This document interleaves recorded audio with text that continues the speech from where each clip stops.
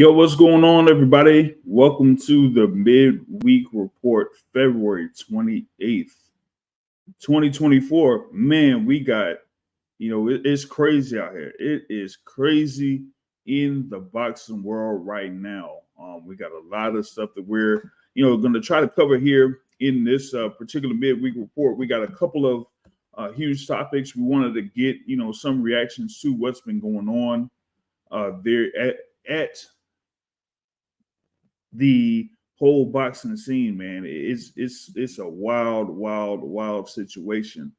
And the thing about it is, man, wanted to get what's going on, what's happening, and get your reactions to it, because this whole thing with of course with Canelo Alvarez has been looks like a messy situation. It looks like a messy situation to me. You know what I'm saying? And the thing about it is that we really don't know. It looks like we really don't know what's really going on, man. I know we have the main topic here, with Canelo Alvarez and the report that came out earlier this week in reference to Canelo and what his potential plan was going to be. But now it looks like we've had some recent things that have circulated in reference to what could be going on here for Canelo Alvarez that might throw a little bit of a wrench in the plans. And if that's the case, man, it's going to be really crazy to see what's happening out there, because a lot of people have been upset in reference to what Canelo is, I guess, planning to do. But the thing about it is that now it's looking like a bad look overall, it seems, because he looks like it's not even what some folks within boxing had thought he was going to do after the decision came out earlier this week, that you had Canelo saying, hey, I know that we are trying to work out some things here, with PBC or with Heyman Boxing, but with what had happened, I would say last year, that kind of nixed a lot of the plans that Canelo had in reference to this year. So we're going to try to break that down here, and then also look into what could be next, because I mean we've had multiple posts or videos as far as like what the direction was looking like it was going to be. But it just looked like, hey, man, don't even seem like that's going to go or take place. You know what I'm saying? So I'll put it this way. All right. So with Canelo Alvarez, right, you had the whole plan about Canelo going to PBC initially, right? And that kind of had been, put out there. What it was, I'd say around June or July of last year, right? And this was after, of course, his bout that he had with John Ryder that was over in Mexico, where he, defended the undisputed super middleweight titles. John Ryder at the time was a WBO mandatory challenger, and it looked like he was looking for a new deal. So he pretty much worked out a new deal with Heyman, Al Heyman, and Premier Boxing Champions. And the first fight that looked like it was in the plans for Canelo Alvarez was a bout against Jermall Charlo. Now, at the time, Jermall Charlo, as many know, wasn't really active in the boxing ring, had been out for a while at the time. And he was, at the time, the WBC middleweight champion. And as of the previous year, in 2022, it was pretty much rumored that he was going to be in the ring against Jaime Munguia to defend that WBC title at middleweight. That didn't take place. So he ended up being on the shelf for that 2022 and then going into 2023. And then they worked out, I guess, a little deal for Jamal Charlo to be the first opponent for Canelo Alvarez that was scheduled for September thereof last year, 2023, right? So, with that being said, then you had the whole little ordeal with Jamal Charlo and what happened behind the scenes and whatnot. I mean, we've kind of discussed it here. I've discussed it in other channels, and that basically prevented Jamal Charlo, excuse me, from being there or being included in the whole thing with Canelo Alvarez in September of 2023. So then now it was like, okay, he knew we couldn't have Jamal Charlo in there. So then what would be the opponent? Well, you had Jamal Charlo. And that's what ended up happening. They ended up reaching out to Jamal Charlo, who at the time was the undisputed champion at 154 pounds. And they said, hey, since your brother's not available or not going to be available for that fight that's scheduled for September, we're going to put you on and we're going to, put in a call for you to, be part of it. And he ended up accepting that. So that ended up what happened there in September of 2023 was Canelo Alvarez versus Jamal Charlo. So with that being said, and then and we know what happened with that one, right? So now it was going to be, okay, who would be his next opponent as far as like Canelo's next opponent? Well, thing about it is that, with some people seeing that it could have been Jamal Charlo, and Jamal Charlo not being completely back in the ring until, the fight card that took place in the November joint, where you had, of course, David Benavidez there against Demetrius Andrade, right? And that you had Jamal Charlo be part of that fight card, and he was there against Jose Benavidez Jr. Well, the whole thing with that one was that they were pretty much trying to set the stage for Jamal Charlo to see if how good he was feeling in that one, and how he would be able to perform there against Jose Benavidez Jr. Well, looked like two little elements on that kind of like wasn't a good look. You know what I'm saying? Big ups to Ann McQueen joining us on the Midweek Report here, man. Of course, y'all shout out to Ann McQueen and Casuals Corner. Y'all gotta check out Casuals Corner, here on YouTube, man. They break down multiple fights and talk about multiple topics in the sport of boxing, but also do boxing breakdowns with certain fighters. We had like a great breakdown of Artur Beterbiev the other day. They're in, pretty much like kind of show. I'm telling you, Artur Beterbiev is gonna beat up Dimitri Bivol in June, man. I'm telling you, it's gonna happen. He's gonna, dissect him. You know what I'm saying? But yeah, back on the whole story here with Jamal Charlo. Like I said, he was supposed to be the opponent in September of last year. Because of a whole little thing with legal troubles or whatever it was, he couldn't be in there for the bout in September. So that's why he had Jamal Charlo on there. So that bout's out of the way. Looked like Jamal was going to be back in the mix and everything like that. And he was on the November 25th card of last year against Jose Benavidez Jr. And they had him, as announced as the WBC middleweight champion. Well, here, you had him going up against Jose Benavidez Jr. And when it was initially announced, they were trying to see if it was going to be at 160 pounds. Nope. Then they had something in reference to a catch weight for that particular bout that was around 163. And, even with that, it didn't quite happen like that. As you see Jamal Charlo be around 167 pounds for that bout against Jose Benavidez Jr.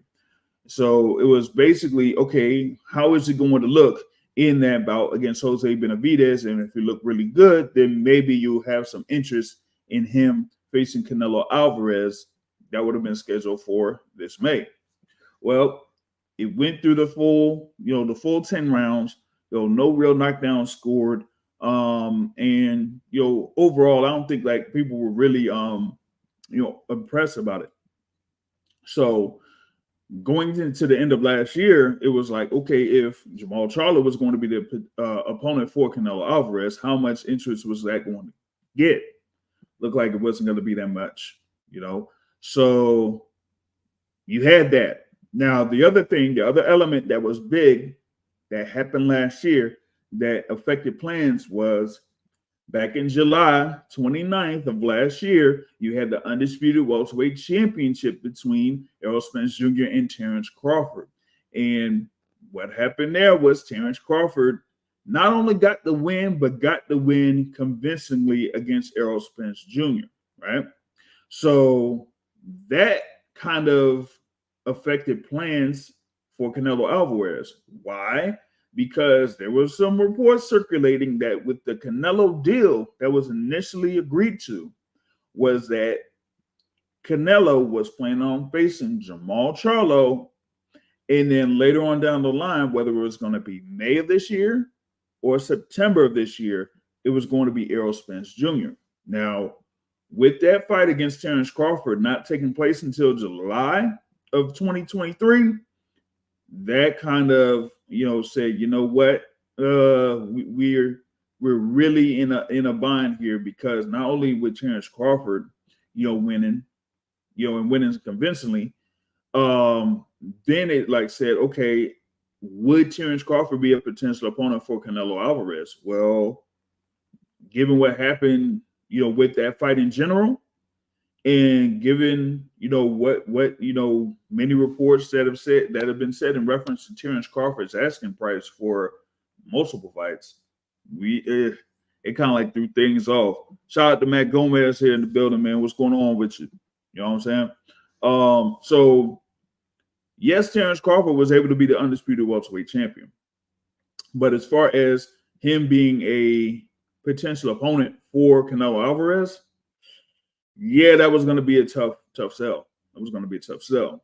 Now with Errol Spence, it might have be able to be worked out, because the thing with Errol Spence is the way that he had been familiar with the whole contract and how things work within Haman Boxing, that it probably would have worked in a good deal with Errol Spence Jr. So if he was able to win, be the undisputed welterweight champion, eventually move up, and then get a potential bout against Canelo Alvarez, that it would still work out for all parties to, be happy. And with the bout that would have taken place, everybody would have been able to make money. But with Terrence Crawford winning, that kind of, threw a little wrench in plans.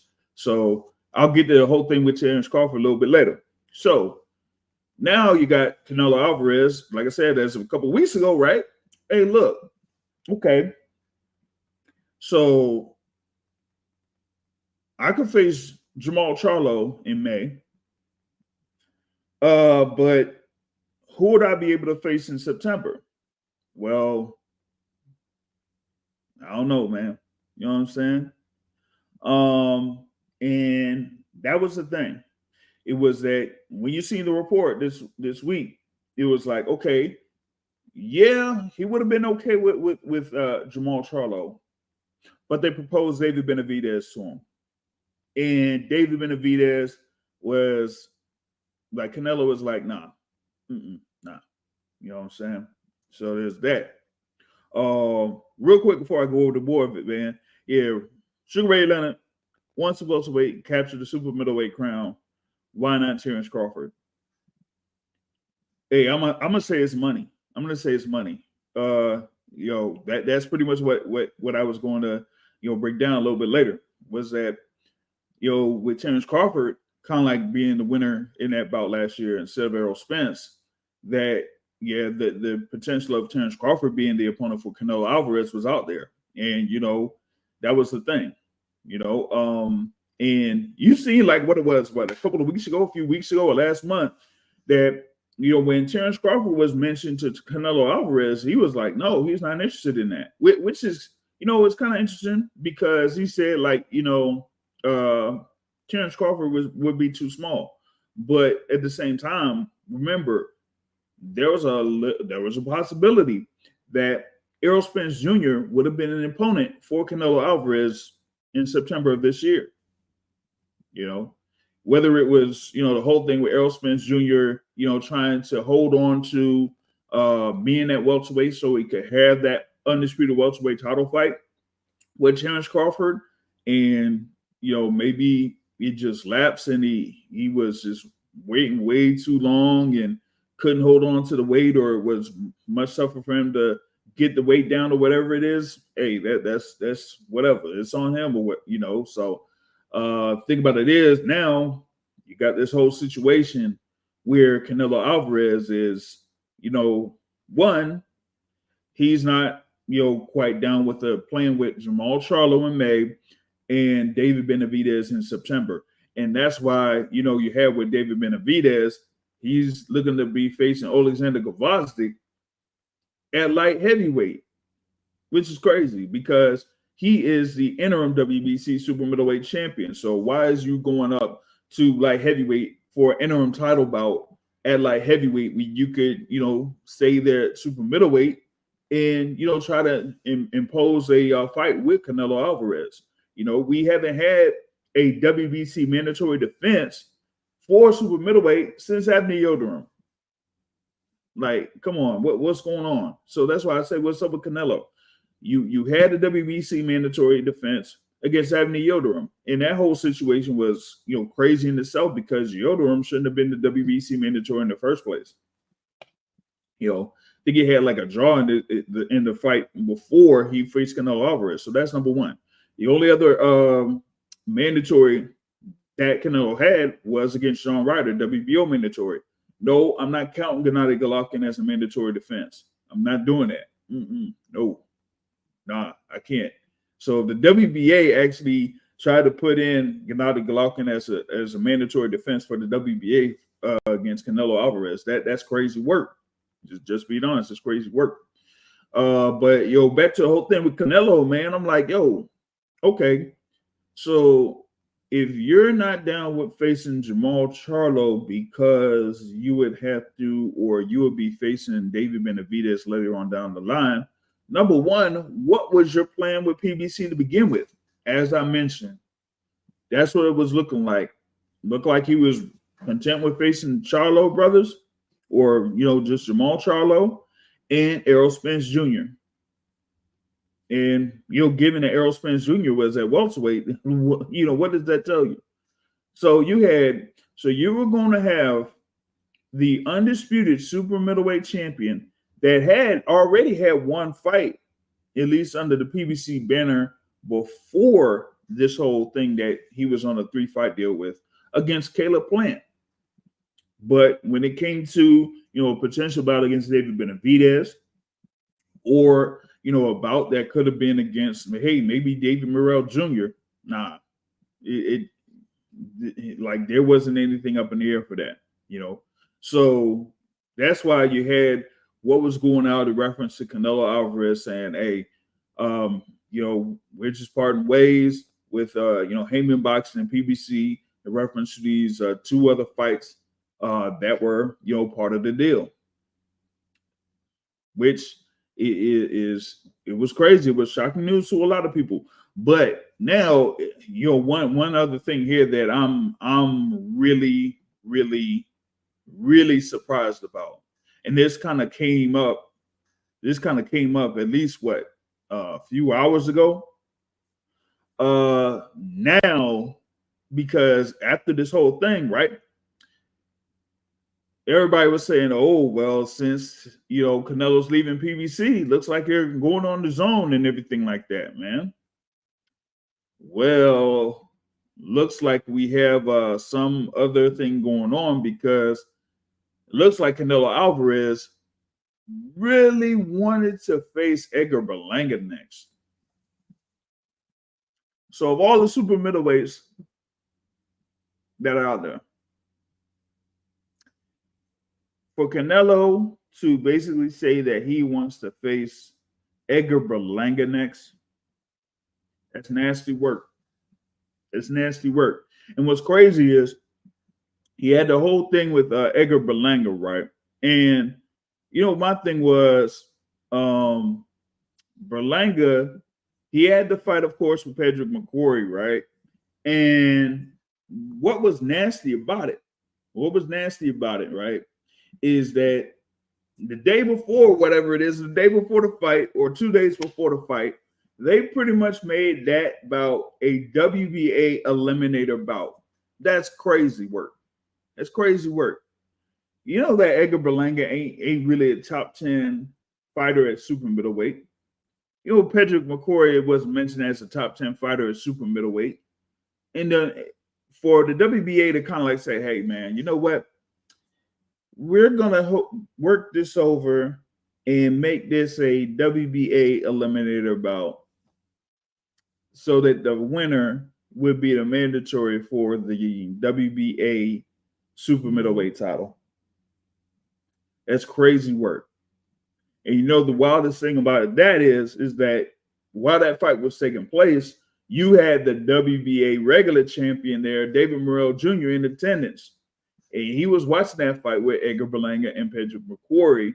And so you're going to have the WBA, regular champion in David Morrell Jr., who has fought against the guys that have been number one in the WBA that are supposedly the mandatory. And he's fought at least two of those guys.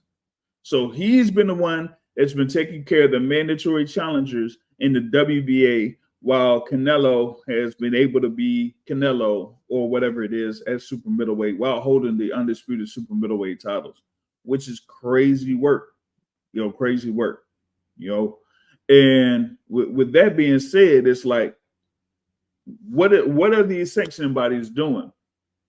You had the WBC that's kind of like, worked it over to where it said, hey, we'll angle it to where David Benavidez, he's not going to be, facing Canelo. He's going to go up to light heavyweight and face Alexander Gavassi. WBA is saying, hey, you know what, David Morrell? Yeah, you have, one of our belts, but we're not going to position you to fight Canelo Alvarez. We'll have the winner of Edgar Berlanga versus Pedro McCrory be a potential mandatory challenger for Canelo Alvarez. That's crazy work. And for those that follow in the super middleweight rankings and the IBF, you like, come on, man. IBF, nah. I don't know if y'all could, I don't know whoever's watching live now. Hey, if y'all could name me who the top ranked fighter in the IBF rankings are for super middleweight, I'll give y'all props. Because y'all know super middleweight, really, y'all probably know a good number of fighters there at super middleweight that have been competing, but would you know the top guy in the IBF rankings for super middleweight? Man, I don't know, man. I don't know. And then the WBO, guess who the number one guy in the WBO is? The same guy that's number one in the WBC, Jaime Munguia. So what's crazy is that you could have it to the point where Canelo Alvarez could face, Jaime Munguia, Edgar Berlanga. But, like I was saying, as of a few hours ago, it's saying like, hey, Canelo is not able to reach an agreement with DAZN, where Canelo said that he wanted Berlanga and Munguia in that order, and DAZN wanted something else. Man, that could be crazy. That could be some crazy work. You know what I'm saying? Hey, yeah, man. So, hey, they don't get TV fights, so we don't know. Hey, I'm telling you, man. Hey, if you ain't gonna be seeing the IBF number one ranked contender at super middleweight. Yeah, you definitely ain't gonna see him on TV. Definitely not in the US. You're not gonna be seeing him. So for anybody to kind of like figure out who that number one contender is, good luck to him. You know what I'm saying? Good luck to him. But that being said, right? I'm kind of in shock that Canelo could be in a little bit of a crazy situation. he could be in a crazy situation now, you know, because you could have it to the point where he be fighting, you know, guys that, you know, either some people know or some people don't know. You know what I'm saying? Yeah, I'm telling you, it's a crazy scene when it comes to boxing politics, man. It's crazy. It is crazy out there when it comes to, you know, boxing politics. So I'm really, you know, not a whole fan of, you know, what's been going on. But yeah, I'm gonna see here. I'm gonna try to share the joint here, man. Look at these super middleweight rankings, y'all. Look at these super middleweight rankings. You got Canelo, of course, like I said, undisputed champ. And look at the guy at number 1 in the WBC and WBO. Man. And then even for the WBA, at least right now, they got Christian and Billy up there. But hey, look, with what I said, what was happening, you know, what was happening there last weekend, you see now who was number 3 in the rankings there, WBA, Patrick McCoy. You see at number 8 is Edgar Berlanga. Now with Edgar Berlanga having that knockout win, well, hey, look, he's going to be boosted up there, man. He's going to be boosting up there. You know, so let me see. I'm going to see if you could, I'm going to see if I can have a guest on here, man. That would be able to talk with me on this because, you know, he has a lot of insight on what's been going on, you know. So let's see. So I'm going to see if I can reach out to my guy, man, see if he'll be able to, you know, speak on it. But yeah, let's go back on these rankings, man. You know, you got Jaime Munguia there, number 1, WBC, WBO, you know. And let's see here, man. He said he's on for it. So I'm gonna hit him up with the link, and he's gonna be able to jump on with me because he's, you know, been a great guest. I've been on his shows here, of course, for a while. And you know, he's, you know, talked with a number of people that, you know, kind of have been involved in this whole thing, whether it's you know, potential fighters for Canelo Alvarez, or, you know, those that have been in the boxing business or are in the boxing business. And, you know, this whole thing is, you know, a wild situation.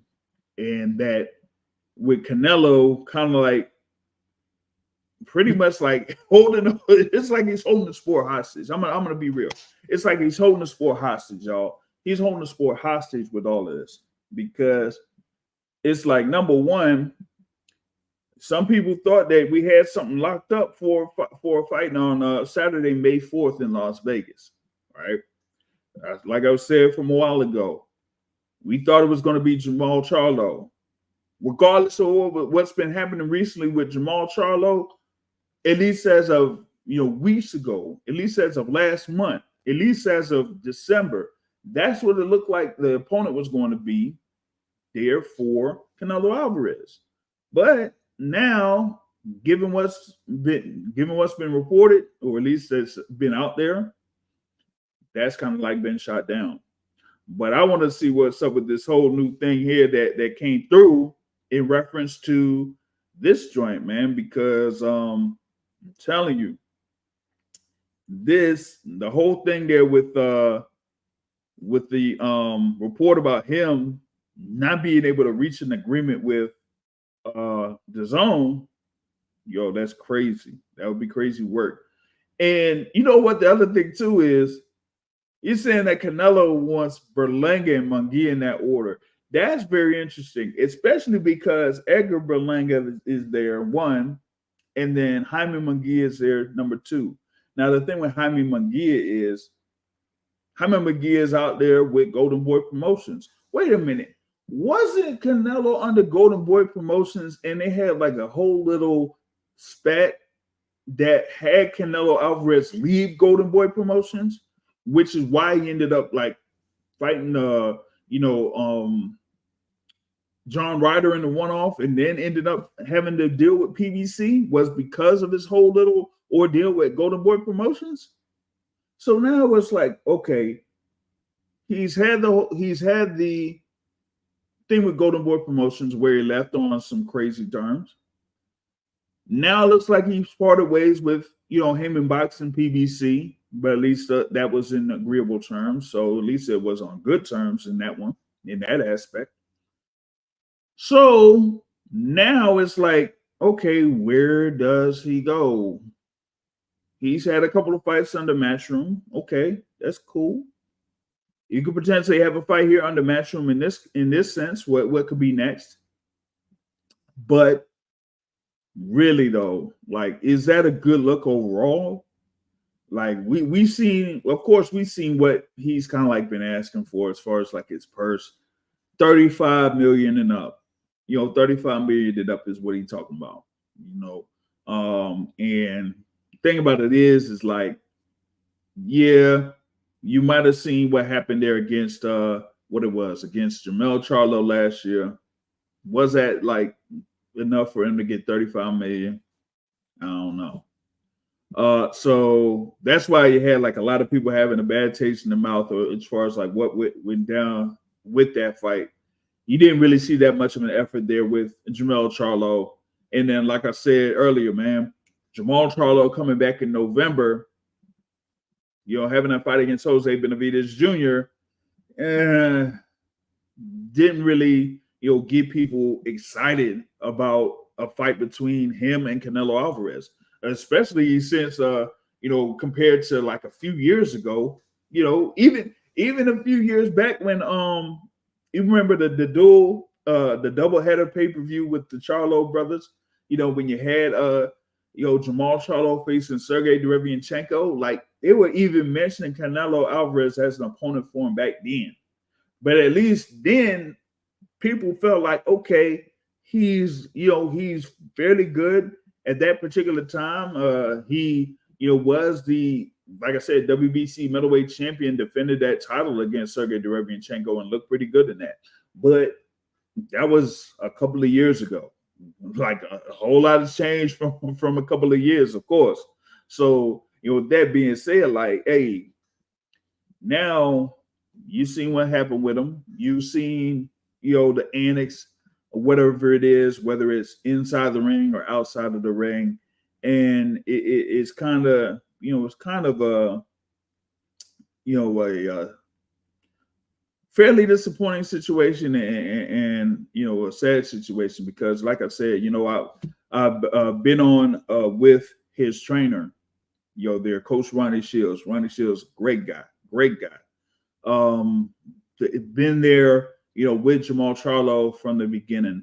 Of course, he's had Jamel Charlo for some time as well before Jamel went over to Coach Derek James. But he's been with Jamal Charlo for entirety of his career, and they've been talking about that being a potential matchup in that Coach Ronnie was really excited to be involved in that if they were able to secure that fight, whether it was supposed to be in September of last year or if it would have been here in May. But given what's going on now, don't really look like that's happening. And the other thing too is that he's also working with a guy that is in the super middleweight division in Mr. David Morrell Jr. And that could have been a very good fight with Canelo Alvarez.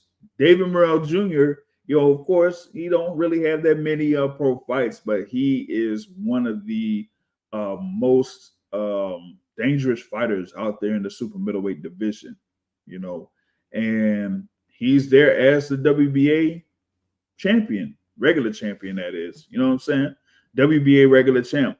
And, he could have been a potential opponent out there for Canelo Alvarez, but he wasn't even mentioned. That wasn't even in the radar there for Canelo Alvarez.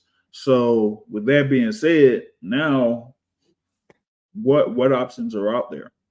And it looks like here that's what it's looking like. Like Jaime Munguia and Edgar Berlanga. Are people really excited about a fight with Edgar Berlanga?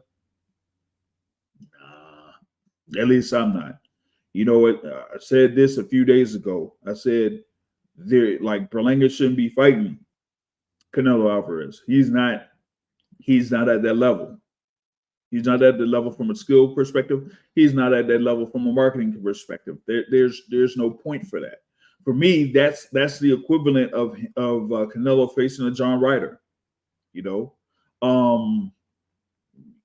even though of course Berlanga has more,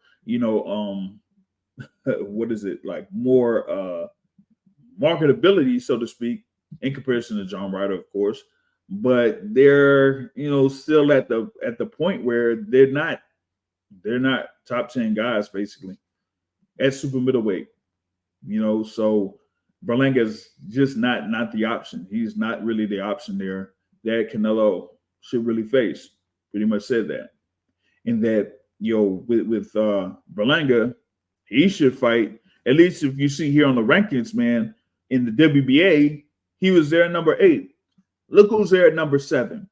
Diego Pacheco, right? Like, come on. Like, Diego Pacheco, he's also undefeated, also a young fighter. Yes, he has a fight coming up in April, but that would be a great measuring stick for Edgar Berlanga to see where he is, at this point. If Billy Joe Saunders was still available, and we'd probably see, but I don't know what in the world Billy Joe Saunders is doing. But right now, man, I am very thankful to have a great guest here with me. Of course, he is the host, the leader of War Week Boxing. And of course, I am here as a co-host to Real Boxing with Ronnie Shields on Tuesday nights. So I'm glad to have him on here to talk about this topic. It's Brother Joseph Herring. What's going on, man?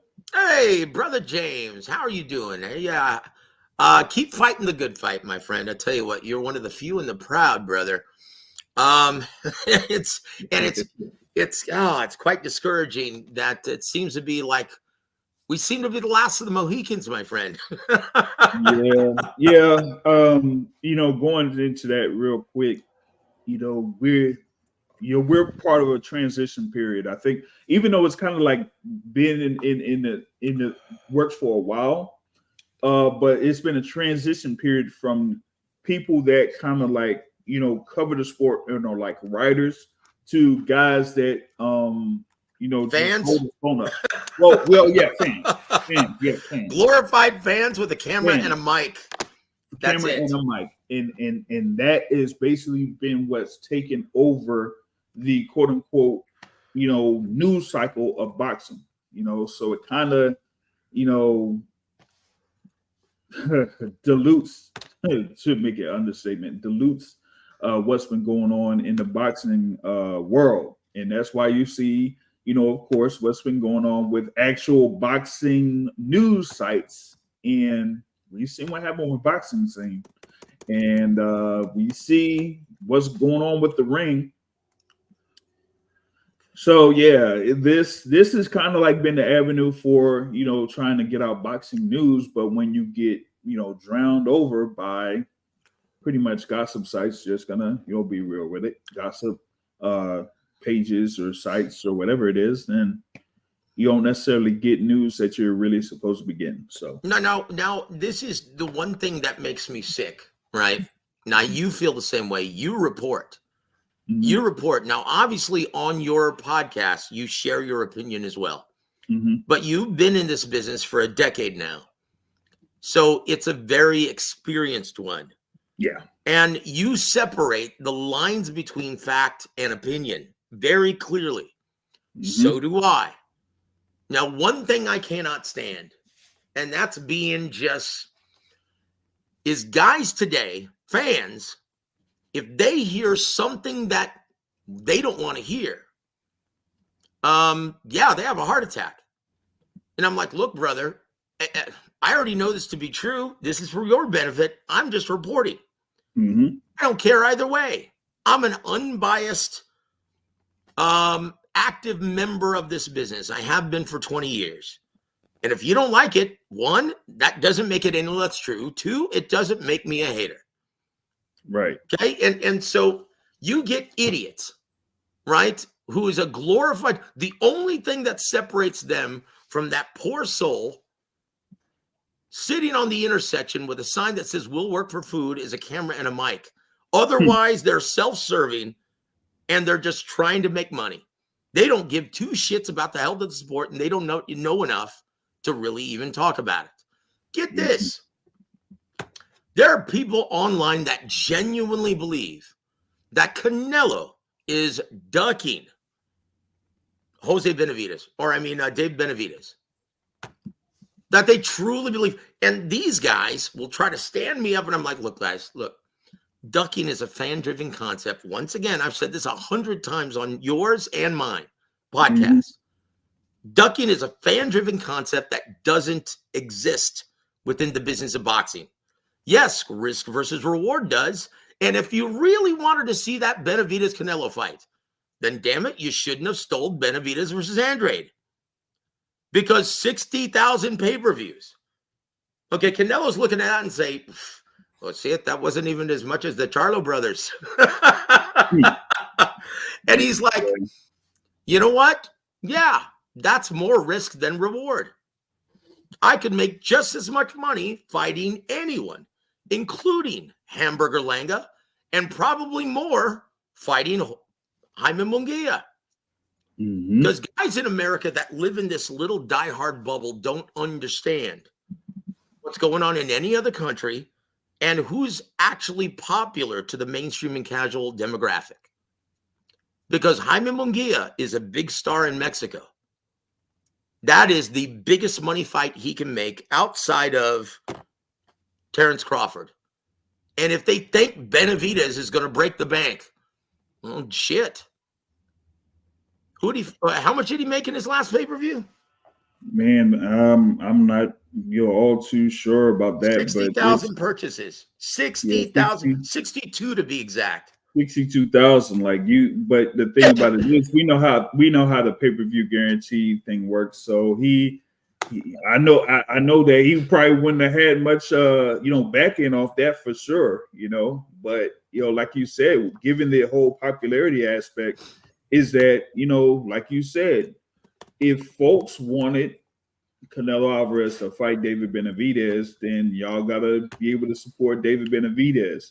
Because the thing with Benavidez was not only did you have the fight against Demetrius Andrade, you had the fight against Caleb Plant. Both of those were pay-per-view events.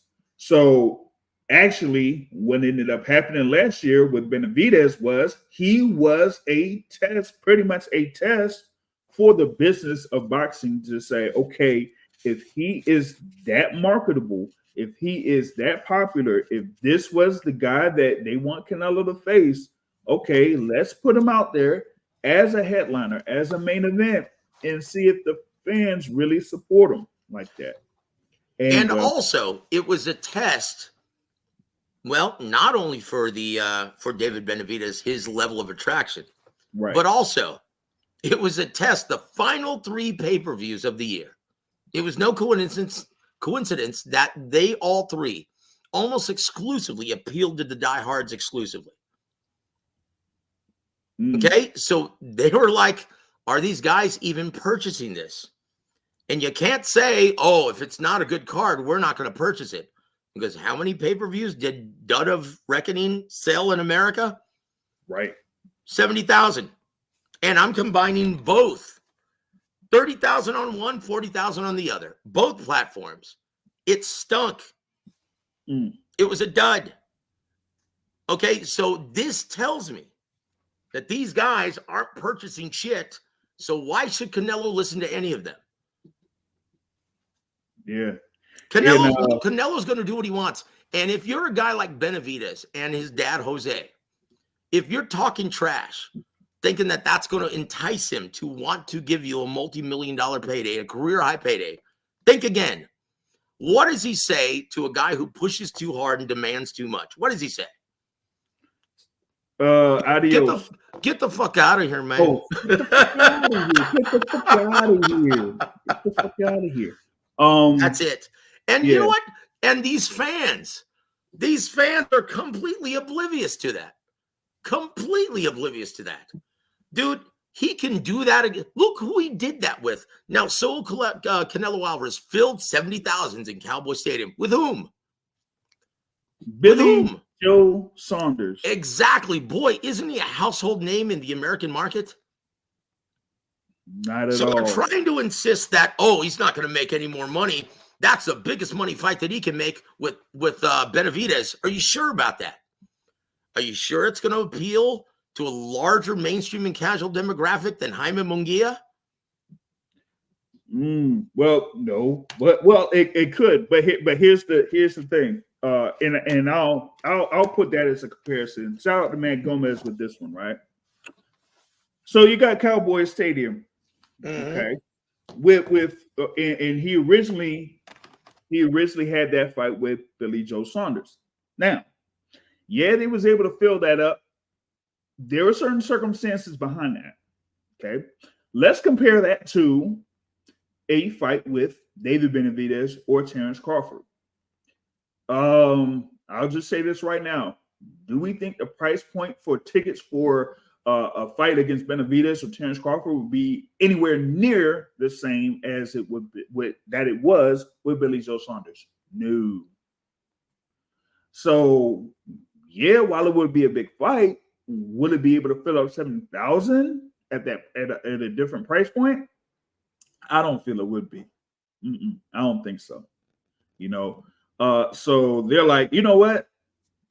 We don't really have to put up that much for that in order to book at least Cowboy Stadium for it. So that's number one. Number two is, let's see here. David Benavidez, Terrence Crawford, Jaime Munguia. Which one of those guys do y'all think would probably ask for the least amount of money to fight Canelo Alvarez? Berlanga.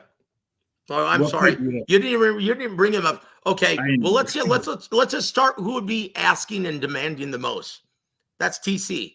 That's Bud Crawford. Oh my gosh, he would price himself out of it. He would demand at least $25-30 million. He would want A-side money. That's not going to happen. Okay. Let's look at Benavidez. He probably demanded at least what Jermell Charlo got, $10 million. Yeah. Okay. Because in his mind, he thinks he's a pay-per-view star, just like Devin Haney, even though he's been on 2 flops, just like Devin Haney. Did you hear him talk to Ryan today? Oh, not today. I'm a pay-per-view star. I'm a pay-per-view star. Really? You've been on 2 flops on pay-per-view and you're a pay-per-view star. What was that? 120-something thousand pay-per-views against Lomachenko? Yeah. Look, we both reported, James and I, that they already offered Jaime Munguia back in January $6 million to fight. And Jaime Munguia said, hell yes. Guys, that's the fight that's going to happen on the 4th. Yeah, because the thing about it is that's the best deal overall, number one. I think it's what was it? Well, Chava Rodriguez had kind of like put it out there at least a couple of weeks ago. But like you said, from months back, they were talking about this months back. Even before Jaime Munguia was scheduled to face John Ryder, they said that Jaime Munguia would have been a potential opponent for Canelo Alvarez just on that thing alone, that he would have requested for $6 million. And that's it. Now, from what I was told, and this is from 2 people very close to Munguia's camp, right? Including the guy who actually gives him his shoes and his gloves. He told me that, yes, $6 million, and Camp Canelo, Team Canelo, contacted him, not the other way around. It wasn't Zanfer. It wasn't Golden Boy. Okay? They contacted him. Right? Mm-hmm. We knew this was going to happen, guys. I forgot Munguia was out there with Zanfer too. So similar thing with Canelo coming up. Yep. That it was the same thing. Just like who's his name? Chavez Mijo Jr., right? Mm-hmm. Chavez Mijo Jr. He So, was with yeah. Zanfer Promotions. And you know who his matchmaker was at the time? Did a brilliant job cultivating and nurturing his career. That was your man, your favorite, Sean Gibbons. No. I love Sean. Look, say what you want about Sean. He is a real boxing guy. That's a guy who is a great matchmaker, and he knows matchups, and he's very good at picking the right matchups at the right time. Picking the right matchups at the right time, or actually like putting his fighters in the best positions, man. Yep. Y'all see, you know, at least what was it like? Even last weekend there in the Japan fight card, he had one guy in that. You know, in that one, he's look at the MJ Akhmadaliev, right? Yeah. Look at that. He stuck his guy. I was in San Antonio. I was there. So yeah, he knows how to, you know, get his guys in there. I'm like, I put him in there with well, actually, he's kind of more known there in a sense there than you know, Lukowitz in a way, you know what I'm saying? Because of course with Pacquiao behind him, but you got that, you got, you know, like I said, I think it was what Urinan Cajas is who I was thinking about.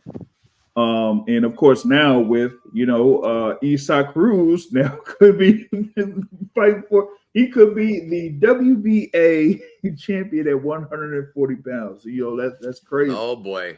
Well, yeah, look, Sean knows what a good matchup is. And it's funny. Here's an interesting story about Sean. When he was managing Orlando Salido back in the day, and he was slated to give him the offer to defend his title against what's his name? Vasil Lomachenko, right? Mm-hmm. That was his second fight? Yeah, second pro fight. That was in San Antonio as well. I was there, and that's when Orlando Salido didn't even try to make the weight limit, 126. Yep. And he came in on fight night weighing 147. and I told Sean, I said, Sean, after the fight, Sean, I found out he weighed in today at 47. You guys didn't even try to make weight. Was that the plan the whole time? And he looks at me and he winks. He goes, Joseph, I have no idea what you're talking about. And he smiles. Yeah, I knew he would smile when he said that. See, he's very calculated and he knows exactly what he's doing.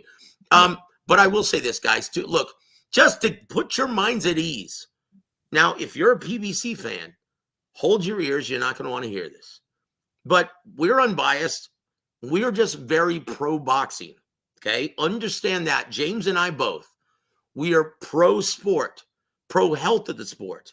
If it's good for the health of the sport, we're full force in favor of it. And if it's bad for the health of the sport, we're wholeheartedly against it. That's the only bias that we have. Okay, so understand this. In my opinion, Benavidez, you guys are going to get it. Canelo versus Benavidez in September. And why? Oh, he wanted to hold out and wait till he got Benavidez weight trained. And look, when his next pay-per-view tanks, if they pull the trigger on that Gvozdyk fight, how bad do you think the numbers are going to be?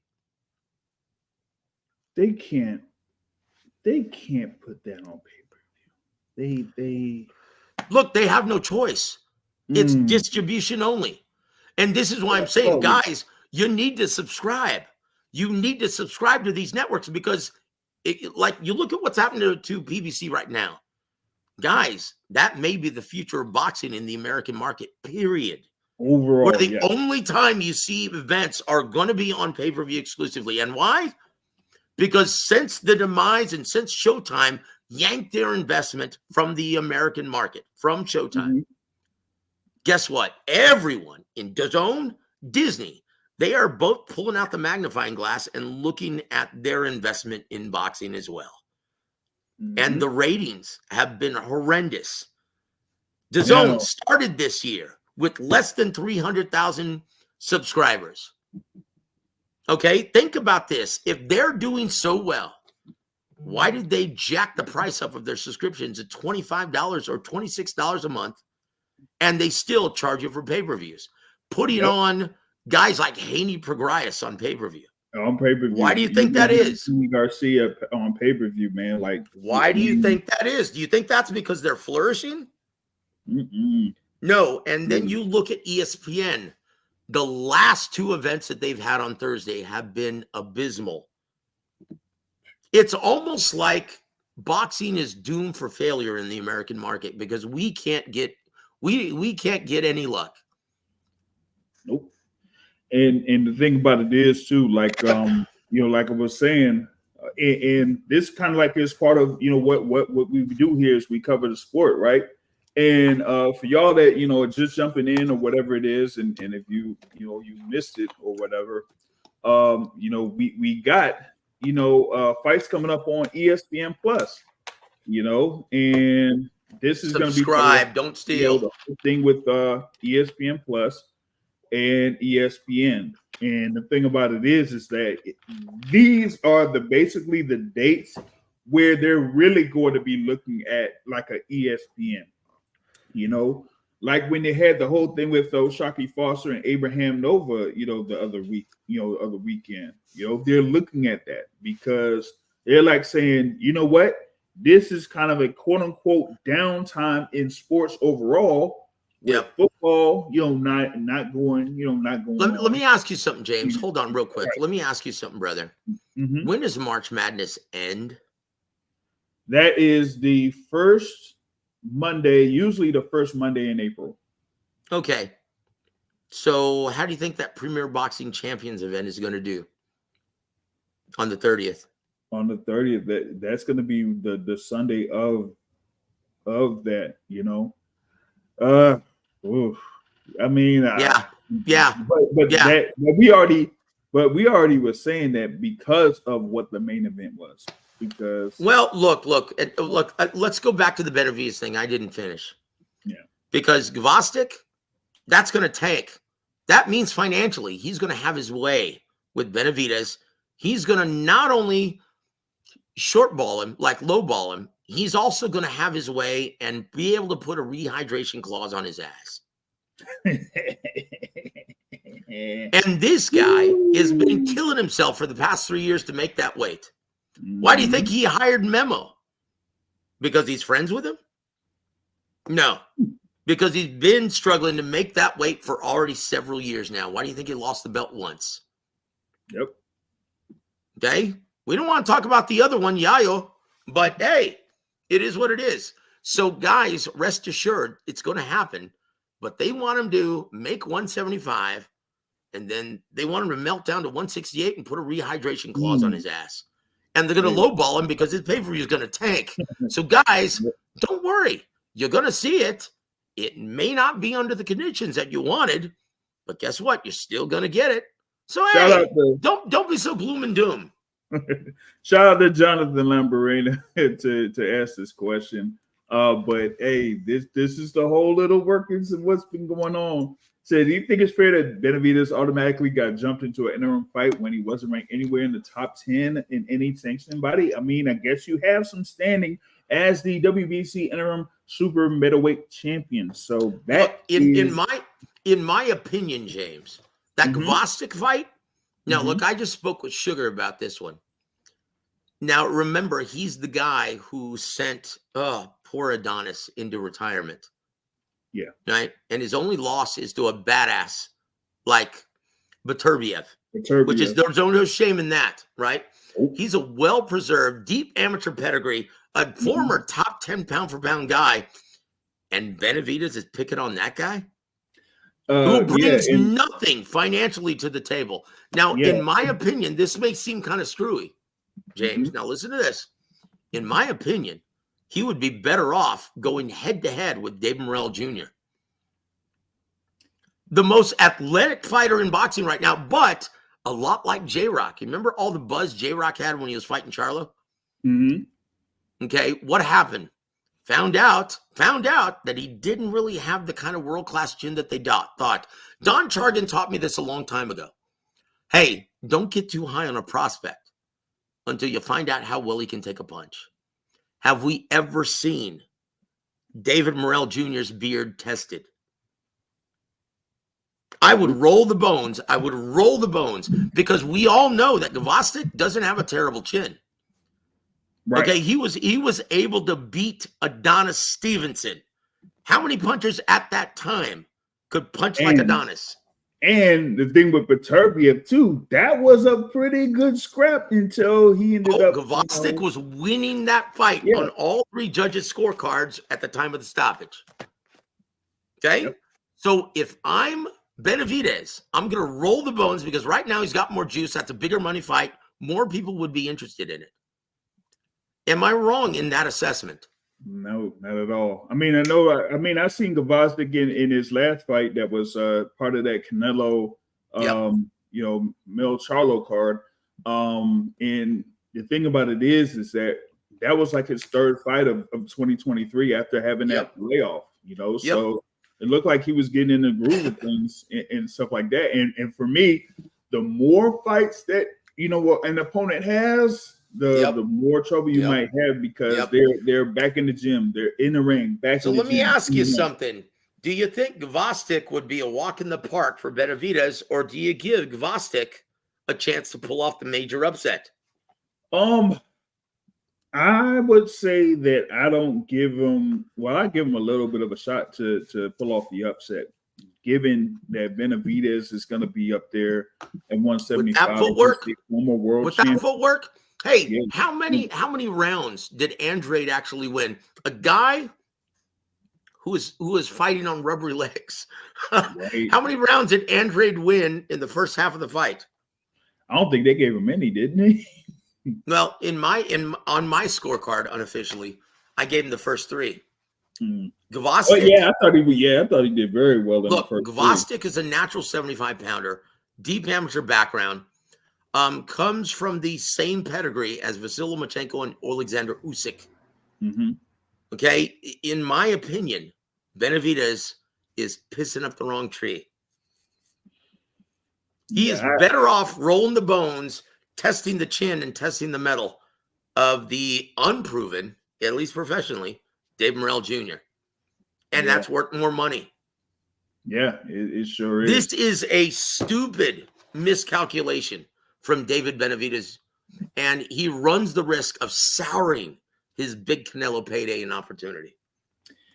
Yeah, because if it goes like the way you said, man, I'm like, it's almost like they're gonna be, on their knees or something, going to Canelo, be like, yo, please, I'll take. Look, even if he wins, even if he wins. Even if he knocks out Gvozdyk, makes light work of him, which is not going to happen. But even if that does happen, that pay-per-view is going to tank. And the Andrade performance, the Andrade performance proves without beyond a shadow of a doubt, even if you have an eye-opening performance, the numbers, the performance of the pay-per-view trumps everything. Mm-hmm. Yep. It's almost like that argument. If a tree falls in the woods and no one's there to hear it, does it really happen? Right. And that was the thing there with what happened with the Android joint, last year. And to me, that was, of course, a little, like it had a little impact in comparison to his previous fight against Caleb Plant, because that one was kind of like built as probably the biggest fight that could have been made in the super middleweight division outside of having Canelo Alvarez being involved. And even with that, you didn't really see the overall commercial success that they probably wanted to have off of that particular fight. So that's why we were saying that last year with those two fights, that was the barometer for a quote-unquote super fight with Canelo Alvarez. And I mean, we know that there's all of y'all fans that have been crying and clamoring for the fight between Canelo and David Benavidez, but you speak with your dollar in this. That's it, guys. So once again, if you guys really wanted that Benavidez-Canelo fight, you should have purchased the pay-per-view. And we even encouraged that in November. We even told you guys that in November. Yep. Well, hey. Push for it. Hey, keep listening to the Boxing Voice. especially given at the time we already knew the situation of what was going on with Showtime and everything like that. Yep. So we said, you know what, y'all gotta support, put your money up and say, you know what, this is how we appreciate the sport, because now it's going, Showtime, HBO, Fox, or whatever it is. Like they're losing their interest over soon to be Amazon Prime. Look, guys, the reason why I'm saying you're going to get the Benavidez fight, first and foremost, the biggest reason why, is because PBC will not make it past the summer. They won't. Look, how do you think the Tank versus Frank Martin pay-per-view is going to do?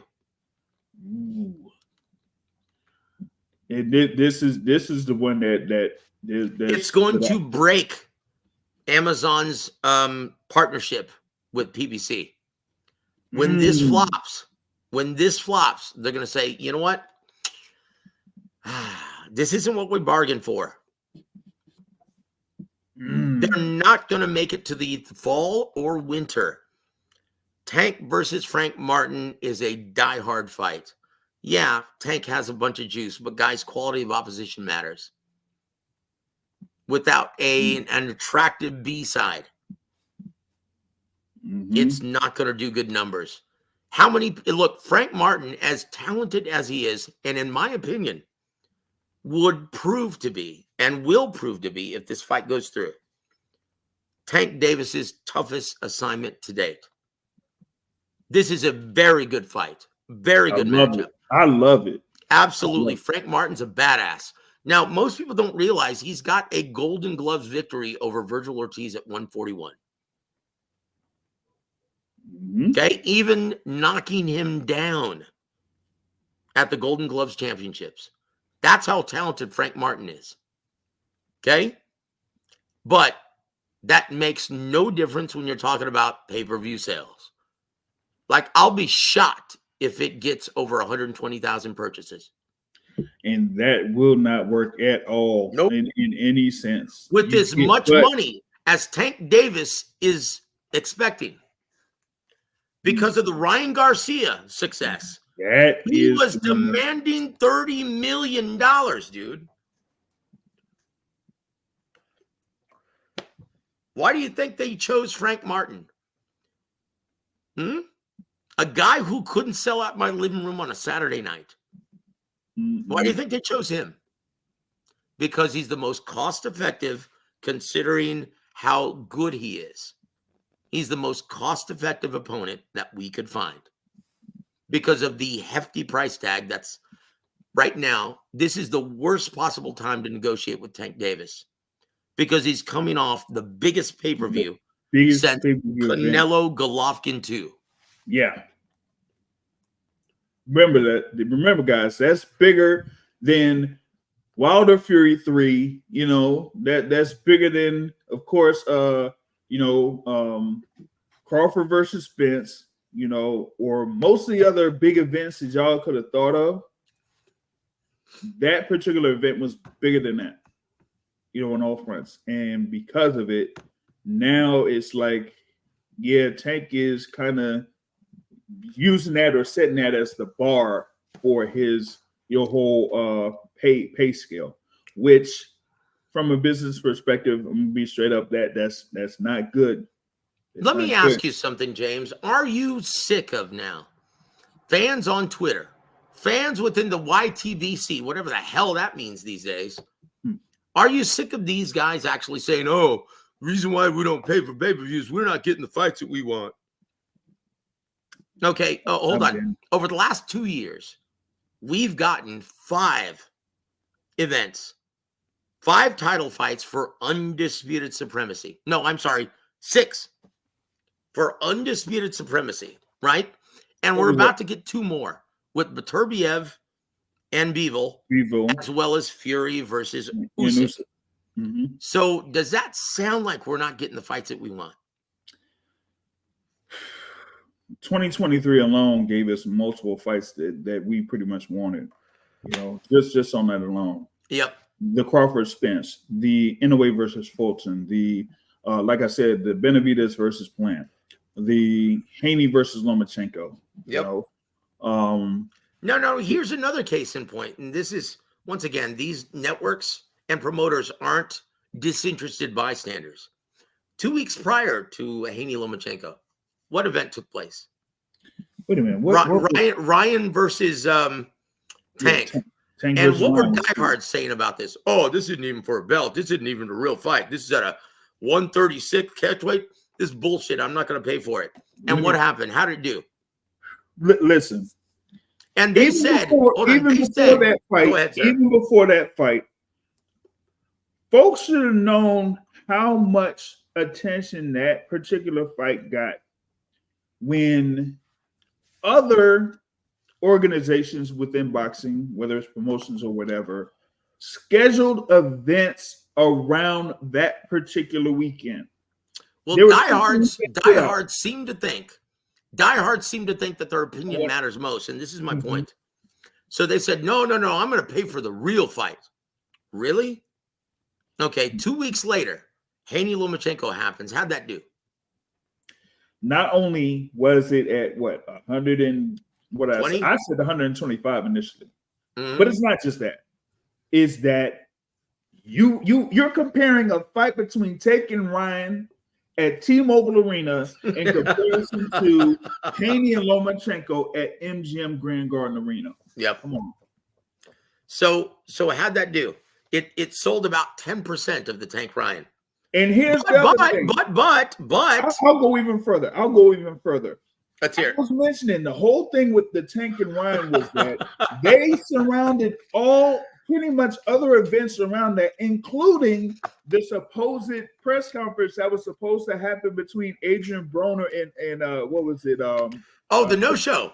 The no-show. Yeah, the no-show. That's one.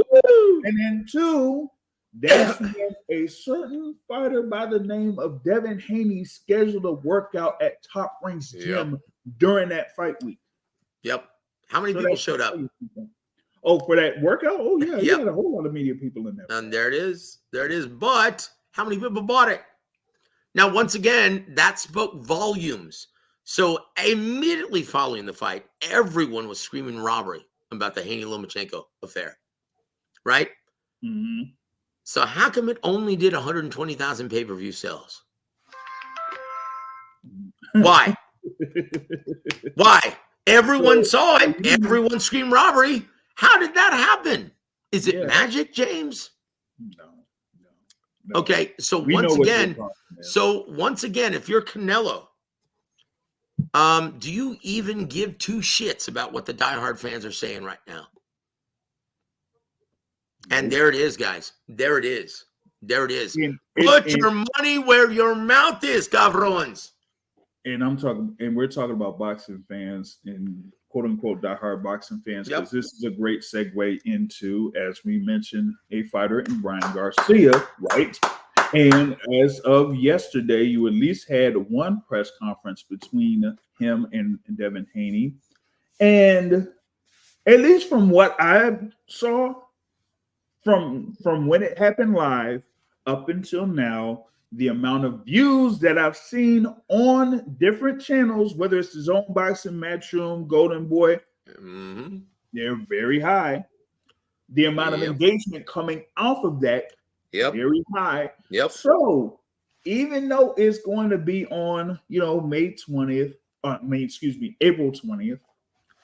you're going to see a good amount of interest in this particular fight. Indeed. But indeed, the crazy thing about it is, just like from last year, did people really give Ryan much of a chance against Tank Davis going into that? No.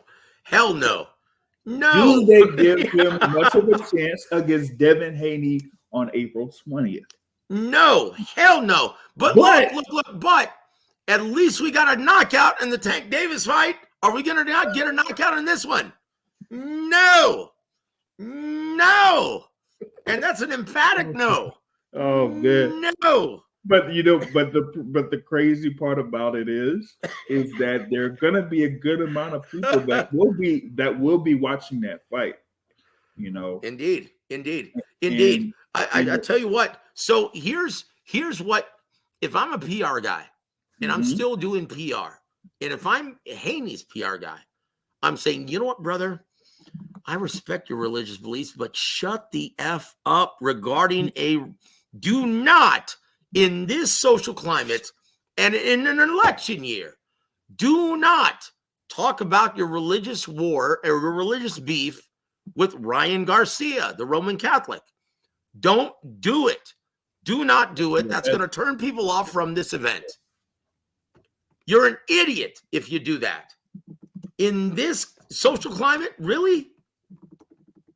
Yeah, that ain't a good look at all. I got something for you, brother. I got something for you. Okay? Oh, no. Shout out to Sid. Brother. Hold on. Go ahead, sir. Sid says, "Lies, Joseph. I'll have my pillow ready and fall asleep by the 6th round." Dude, I'll be right there with you, brother. Oh, no. Oh, come on, Sid. Come on. Okay, here it is. Number 1 on a special boxing source, Fact or Fiction. Are you ready, Big James? Oh, all right, here we go. Here it is. Number 1, Fact or Fiction, James. Eddie Hearn is out of his mind when he says, I can do what PBC couldn't do. I can make Canelo Benavidez. Fact or fiction, sir? Oh, my God, that's a fiction, man. Eddie Hearn. Does it have anything to do with Eddie Hearn, or is Canelo wearing the Big Daddy pants? Like, if anything, y'all should have seen that with what was it? With initially the John Ryder fight. And also even with the Dimitri Bivol fight. Like, they're not going to be able to do that. Oh, wait a minute. Wasn't Eddie the one that was recommending what's his name? What's his name? The guy from Cruiserweight, WBC former titleist who got his ass whooped by Badu Jack? Oh, shoot. I even forgot his name. Oh, the Iluka Makabu. Yeah. Maka who? Yeah, I remember that. They were saying, that's he was right. going to go to the So Eddie Hearn, if you could put that fight together, why the hell were you like trying to interject Makabu? Like, come on, man. Like, no. Like, why in the world would you even think about that? Stop like, the insanity. Stop the insanity. Like, we listen. Listen, the thing with Eddie Hearn is that he's, well, at least pretty much around my age. I think he's used about car salesman. Yeah, but that's the thing. He's there as like a used car salesman. Him being available as much as he is almost like a positive and a negative, because it's like you get the content, but he just continues to, have those moments where he makes a fool out of himself, So yeah, that one there, like, come on. If you really had the potential to make those fights, you would have done it already. This is the same Eddie Hearn that said, "Hey, I'll think about making Devin Haney versus Conor Benn at 147." Like, well, this is the same Eddie Hearn that said, "Well, look, if Benavidez actually knocks out Andrade, he really makes a solid case for deserving that Canelo fight." Yeah, he did say that. And so guess what? He's going to push Berlanga as hard as possible. Hamburger Langa. Yeah. You're going to see an about face now that he's not with PBC any longer. Mm-hmm. That's Eddie Hearn. That's the real Eddie Hearn. So we move on. Number 2. This was originally number 5, James, but I'm pushing it up to number 2, sir. Okay. Here it is. Fact or fiction, my friend?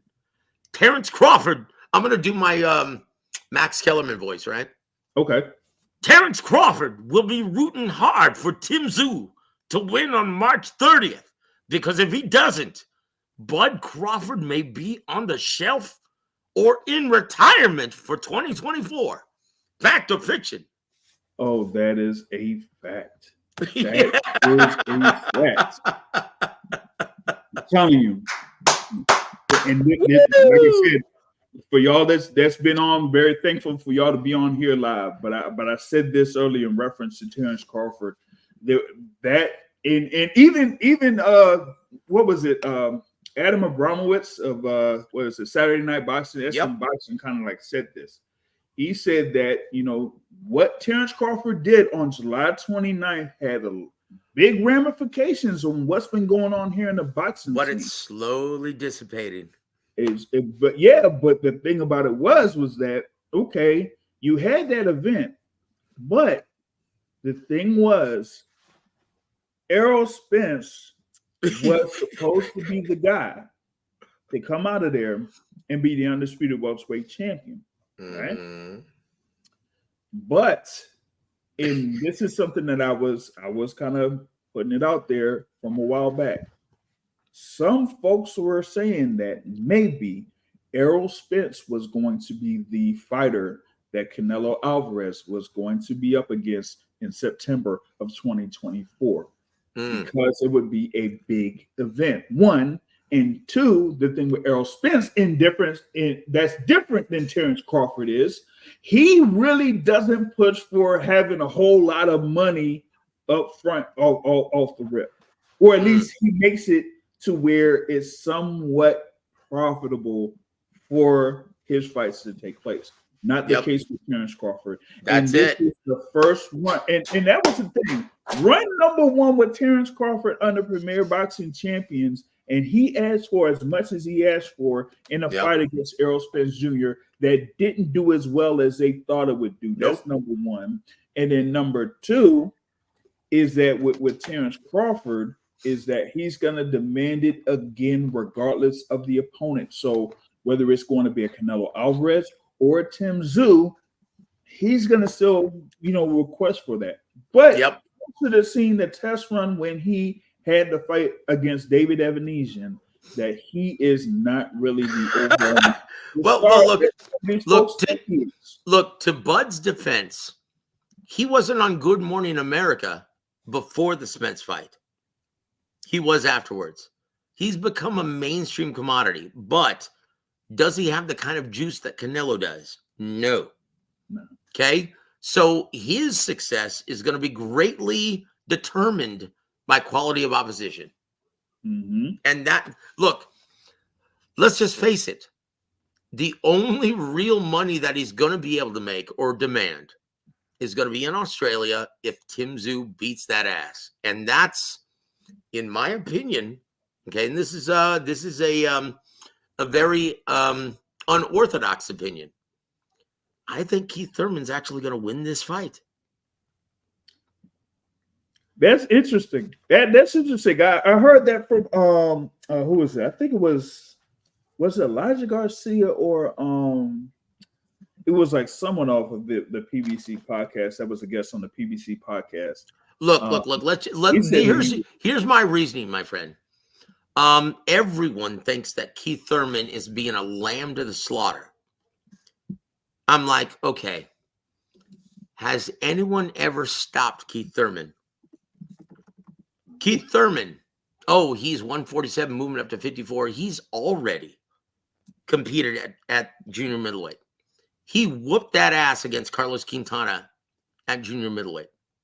Okay? Knocked his ass out. Has Tim Tszyu ever faced the kind of athlete that Keith Thurman currently is? I understand that everyone's pointing to inactivity. How inactive was Sugar Ray Leonard when he got outpointed Marvin Hagler? Now, keep in mind, I'm not comparing Sugar Ray Leonard to Keith Thurman. But you can't compare Tim Tszyu to Marvin Hagler either. So how inactive was he? 3 years inactive. If you stay in the gym, you stay in shape. Okay? Look, I will say this. If the guy who showed up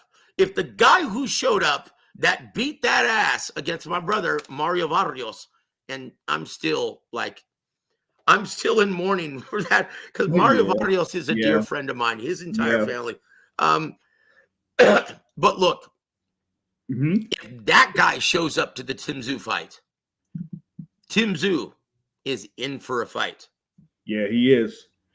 And the thing about Keith Thurman was after that fight against Mario Barrios, he was lying in waiting for a fight.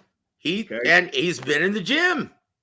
There you go. Now, I remember at one point that I was part of a live discussion where he was like on, and he said like he was in camp off and on because one, he was looking for a fight with either Terrence Crawford or Errol Spence. So he was in and out of the gym for the majority of, or at least the majority of 2023. That's number one. And then the other thing was he was also proposed as a potential opponent for Iamana Stanionis. Yep.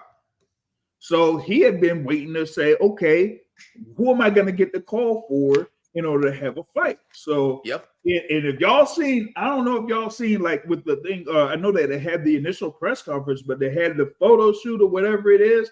It's not like he's, needs to, have a whole fat camp or anything like that. Well, and also look at this. Like, oh, he's jumping up a weight. Okay, well, how big is Tim Tszyu? He's 5'8". How big is Keith Thurman? 5'9". Guys, there isn't much that separates them. Okay? Not much. And here's the other thing too, right? And I feel like this happens with a number of guys that have been very experienced, like a Keith Thurman, like a Terrence Crawford, like an Errol Spence, or like Sean Porter, whatever it is. Once you get to a certain point of your career, whether you're at 147 or 140, whatever it is, we all know these guys come down in weight to make this 147. But it'll get to a certain point where it gets tougher and tougher to make that weight. Keith Thurman don't have to make 147 not for this fight. So he don't really have to cut down much at all for this. So it's not like I said, he's not doing a fat camp. It's more about him staying fresh. And, folks have said, if he's been sparring, who he's been sparring, and, just keeping himself ready and sharp. And so I feel like he is definitely going to be there to really compete against Tim Tszyu. And you know what, though? And I told somebody this earlier today. No, I shouldn't say it. Not on here. I shouldn't say it. Do you have another say it? Spill it, brother. Spill it. I'm a hater. I'm going to be viewed as a hater for this.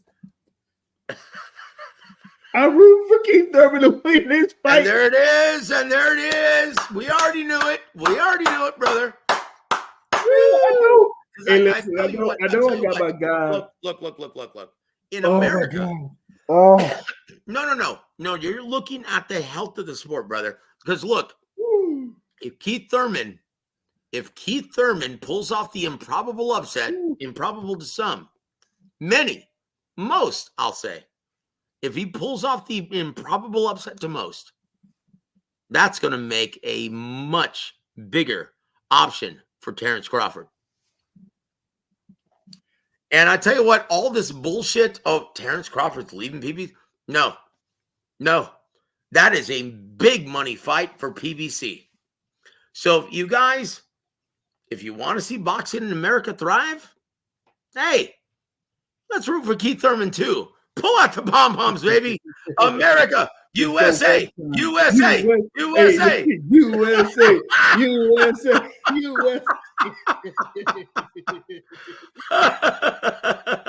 Okay, last one. Fact or fiction, brother. Are you ready? Got it. I'm ready. Here it is. Number 3. The press conference for Devin Haney and Ryan Garcia was over the top and not necessary to sell the fight. Fact or fiction?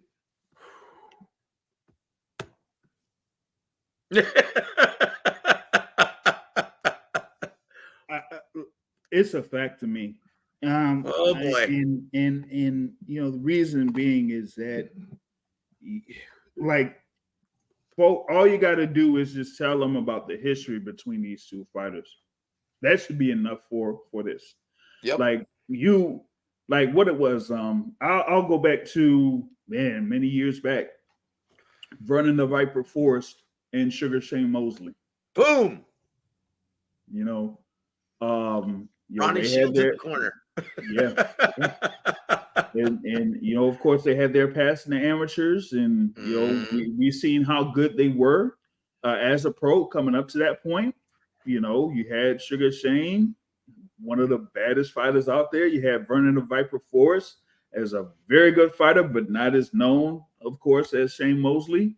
And you see what happened with that, you know. And they ended up having 2 fights, and you know, well, sometimes, as they say, styles make fights, and that's the thing that, you know, Viper Force had over Shane Mosley. So here you got 2 fighters that had an extensive past, 3-3 record in the amateurs, and that should be enough to say, hey, this could really be a good fight between these 2, as far as like building it up.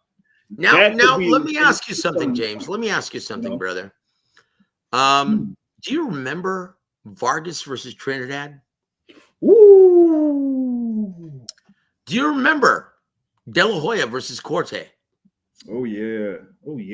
Okay, what are the chances of Garcia versus Haney producing those kind of fireworks? Definitely not Vargas versus Trinidad. Why not? Why not? Look, you got to point to the mentality of these young entitled bitches. Okay, forgive me. Okay, scratch that. Scratch that from the record. I didn't say that. Okay. The mentality has changed from prize fighters, even though they're demanding much more in their guaranteed purse demands. They don't want to take the same risks. And in my opinion, that's something that no writers are talking about. And that's greatly affecting the perception of boxing from the mainstream and casual demographic. Oh no. I just see what Sid was talking about. I think you were talking about what Woo! I love Sid, man. He's great. Woo! Hey, Joseph, there. Thanks for joining on here at this point. Hey, he says, should Canelo fight Berlanga or Munguia? Man, I listen. You just shout out for you just coming on the channel here. Hopefully you're able to check out some videos on the Boxing Source YouTube channel. I recently said there from Sunday night, coming off of Berlanga's win against Pedro McCrory, that Berlanga should not be facing Canelo Alvarez. He shouldn't, you know. Jaime Munguia, you know, whether, you know, folks like him or not like him, at least at this particular point, he's a much better candidate than Edgar Berlanga is right now. And he's more marketable, much more marketable than Edgar Berlanga. And, you know, at least we know against Jamal Charlo. So we're going to see the thing there with Jaime Munguia, whether folks have released a report or not. That's going to be what we're going to see on Saturday, May 4th, 2024 in Las Vegas. Yes, you're still going to have that Box Fan Expo that, you know, really say, you know, that they, you know, kind of like tie into, you know, Canelo Alvarez events. You know what I'm saying? So at the very least, you're going to have a fight involving Canelo Alvarez in Las Vegas on May 4th, 2024. Shout out to Lance Meyer there in the building. What's up, Lance? Do you want a bonus factor, Vichin? All right, let's go for it. Final one. Bonus factor, Vichin goes, you do have to skedaddle with 94 minutes in, brother.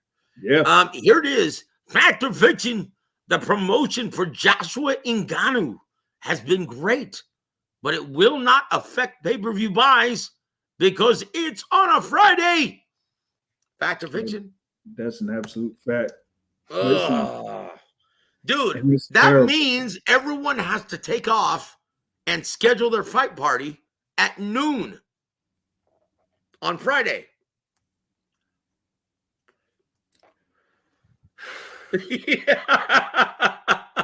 Jingo. Boxing cannot win in the American market.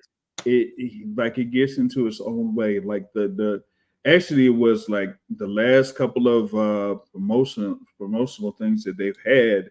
Yep. You know, even with the whole thing with the Day of Reckoning, that promotional thing was God of good. Reckoning. Yes. Yeah, it ended up being the Now this one here with the Knockout Chaos, like everything that they kind of like base it off of like video game stuff that reminds people of like Street Fighter 2 or Mortal Kombat or anything. Well, let me ask you something. Well, hold on, James. Yeah. Hold on, brother. Hold on. Mm-hmm. If diehards have such a strong voice, right? Why is Ngannou and Anthony Joshua on pay-per-view? Why do you think that is? Because they're trying to tap into that casual and mainstream market and that MMA market. Guys, if you don't purchase the pay-per-views, guess what? Look forward to more of this shit. Look forward to this. Yeah. Hey, look for more crossover fights. I tell you what, Tank Davis would probably be wise to get that weird colored hair, gray hair. That tattooed weird MMA guy. Yeah. Oh, hey, look forward to that later this year. Hey, I mean, and we weren't talking about Canelo Alvarez against Jaime Munguia or whatever. Hey, get ready for Jake Paul versus Canelo. Yeah, it'll be Jake Paul versus Canelo. Come on, like that's what we're going to be seeing. I mean, guys, this is what happens when you don't subscribe and you don't purchase pay-per-views. Right. That's what happens. This is what you get. If you're wondering why we get all these circus events, it's because of you. It's because of you. You steal the shit. This is what you get. And you hey, James, I'm going to leave you with this, brother. Okay. My last thought.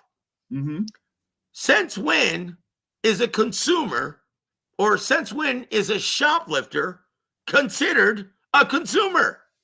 Right. And let me ask you, when's the last time a shoplifter has received a survey asking him what his consumer experience has been like? Right. Yeah. Like how is a shoplifter going to call customer service and complain? And there it is. Guys, think about it. The laws of economics don't cease to exist in the boxing community. Yeah. It's wild. Like, and you mentioned the whole thing with the crossover events, right? And what could be potentially out there. Like, you've seen what Floyd Mayweather has been doing in the past, man. And Mayweather McGregor. That should tell you all you need to know. I tell you what, James, I tell you what, it's been an absolute pleasure, my friend. Oh shit, Sid UK. He's got the beat and he's not even living in America. Here, I'm gonna play you a song. Hold on, I'm gonna press mute and I'm gonna go get my guitar because I'm gonna play you a song that I'm gonna perform this Sunday, and it's just for you, exclusive to your audience. Yeah, dude, give me 2 minutes. All right, gotcha, man. Big ups for everybody that's joining in, man, in this conversation.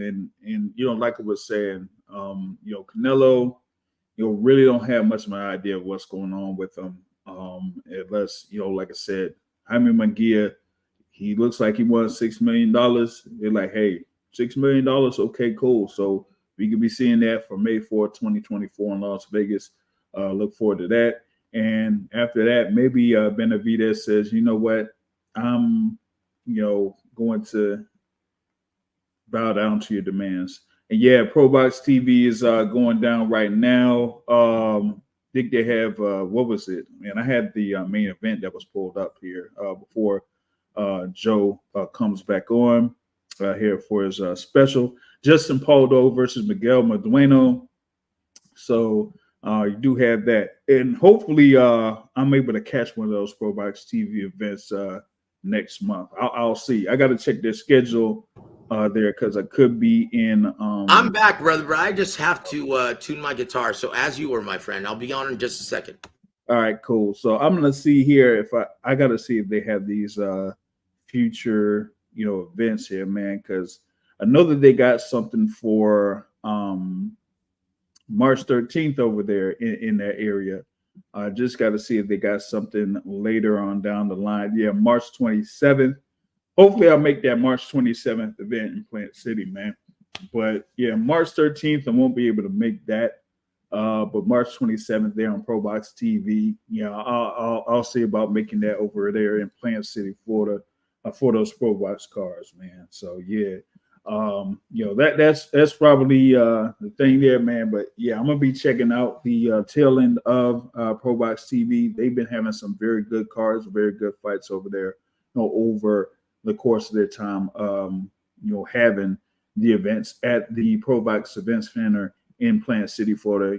In between Tampa and Orlando, they're off of I-4, Interstate 4. So, all right, here we go. I'm good, baby. You ready? Guys, yep. I understand that.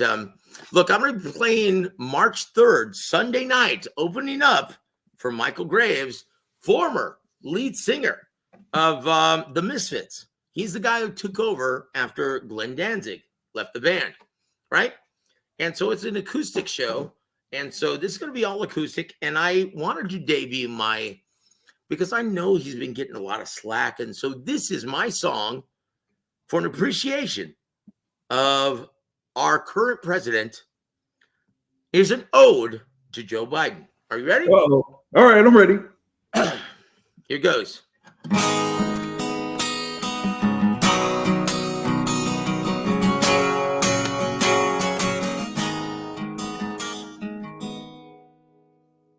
Well, this is a song about sleepy Joe Biden and all the great things that he's done. Thank you. There it is. Thank you.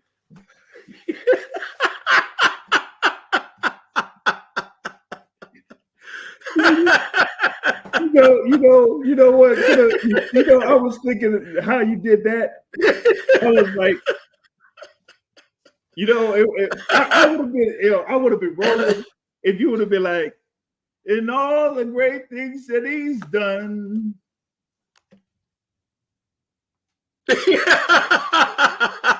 Thank you. So you're saying I should hold out the pause longer? Yeah. Okay, very good. Hey, this is why I love this, man. So I can have a test audience and actually. So for Sunday, I'm going to be performing this song at 007 Bonds Bar. Okay. So guys, if you're in the neck of the woods, South Texas, please come up. I've got tickets on sale right now, $20, and be opening up for Michael Graves. And because my voice is kind of fried, and I'm going to be calling Robert Garcia's match on Alamo Media Streaming Live on Friday.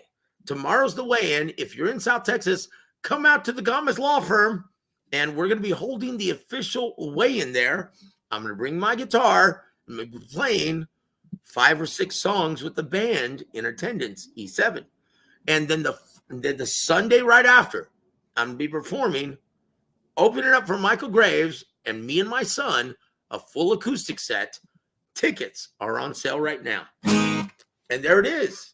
There it is, brother. How do you like that? Here we go. So y'all be sure to catch South Texas. There, well, at least got tomorrow. Pretty much what they call Leap Day, February 29th. And then you have the fight card coming up in those first days of March. So y'all will be able to enjoy his performances there. And you have, of course, Joe that's calling these fights over in the San Antonio area. And I'll send you the link, Brother James. But guys, it's going to be an absolute honor to be able to call all the fights. And we're featuring in the main event of the evening, undefeated, highly touted prospect, David Cardenas at 115 pounds. And expect some celebrities there from the San Antonio Spurs. Yep. I'll be sure so you want to hear some Stairway to Heaven, brother? No, I'm kidding. So that would be definitely good and to requests. be able to catch that. Man, so yeah. Oh shoot. So yeah, he looks like he's gonna be busy. I think they said they got 2 fights scheduled. I'm sorry, what? Looks like they had 2 fights scheduled for him. If he's, able to get through this, David Cardenas? Right, yeah. Yep. Oh, are you talking about because also from San Antonio, Ramon Cardenas is signed to Pro Box. Oh, but yeah, him Ramon, but yeah, they said David Cardenas has to fight against Steven Cruz, and then I think against they have something for him in April as well. Oh wow! Oh, April. Well, regardless, if it's in South Texas, I'm going to be calling the action. So there it is. So I need to rest my voice, guys. So there you have it. That is the midweek report here for February 28th, 2024. James, before you sign off, it's always a pleasure, my friend. Thank you. Yeah, thank you for being my brother. And thank you for fighting the good fight, my friend, unbiasedly. Guys, if you haven't already, please go subscribe to theboxingsource.net. Bookmark it. Find out real news on that site. Thank you. James, it's always a pleasure, my friend. Oh, not a problem. Not a problem. And, like I said, y'all have 1 Week Boxing on YouTube. Y'all be sure to check out the show on there. Of course, I'm a co-host for World Boxing with Ronnie Fields on Tuesday nights.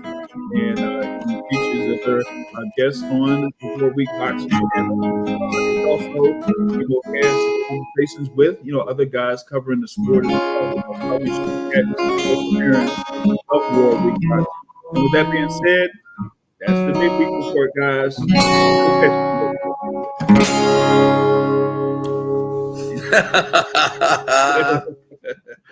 Love you, Big James. God bless you, brother.